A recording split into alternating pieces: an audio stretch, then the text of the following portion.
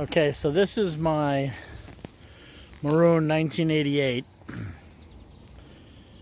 and this emblem has been on the car since it came out of the factory.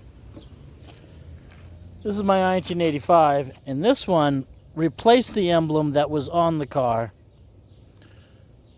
and you can see the discoloration already after not even 4 years, 3 years.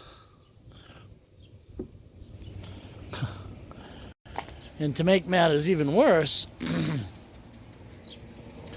this is the emblem in the back of the car. This has been here since the original car. This is the original emblem on the car. Okay? Original.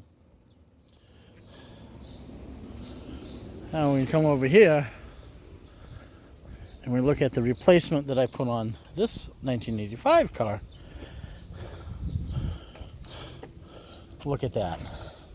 It looks almost exactly like the one I took off this car and replaced it with this one. This is a replacement. This has been on the car for about 3 to 4 years. And it's already looks like shit.